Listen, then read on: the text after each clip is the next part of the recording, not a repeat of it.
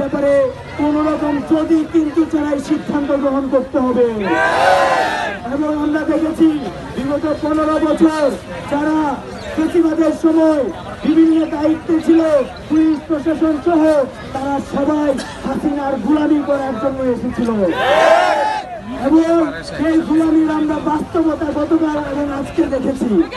কিন্তু দুঃখের সাথে জানা যাচ্ছে আমরা আজকে সারাদিন এই উত্তপ্ত রোদের ভিতরে দাঁড়িয়ে কর্মসূচি পালন করেছি, ব্লকেট পালন করেছি, কিন্তু আশানুরূপ কোনো রেজাল্ট আমরা পাই নাই।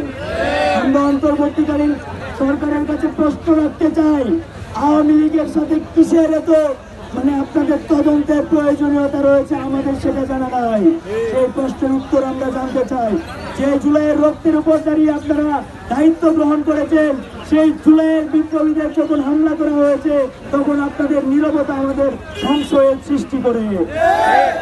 আমরা পরিষ্কারভাবে বলতে চাই, আজ সন্ধ্যা 7টার মধ্যে, আমি আবারও বলছি, আজ সন্ধ্যা 7টার মধ্যে যদি আমাদের দাবি বাস্তবায়ন করা না হয়, অর্থাৎ পটিয়া থানার ওসিকে স্থায়ী অপসারণ করা না হয়, তাহলে চট্টগ্রাম সহ বাংলাদেশের ছাত্র জনতা কঠোর কর্মসূচিতে যাবে এবং আমরা 7টা পর্যন্ত আমাদের এই রকেট কর্মসূচি চালিয়ে যাব।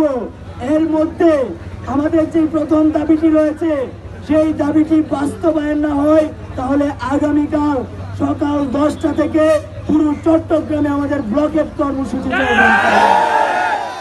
প্রিয় সহযোদ্ধা, আপনারা জানেন বিগত জুলাই অভ্যুত্থানে পুলিশ কিভাবে আমাদের উপর হামলা করেছে, আমাদের ভাইদের গুলি করে হত্যা করেছে।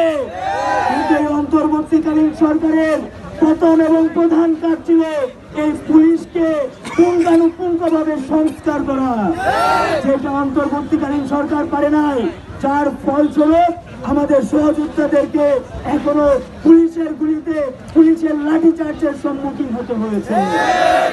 এবং আমরা পরিষ্কারভাবে সারা দেশের প্রত্যেকটা থানায় থানায় আমাদের সহযোদ্ধাদেরকে বলতে চাই, এরা যদি আবারও সুযোগ পায়, এরা আবারও জুলাইয়ের ন্যায় আমাদের উপর হামলে পড়বে।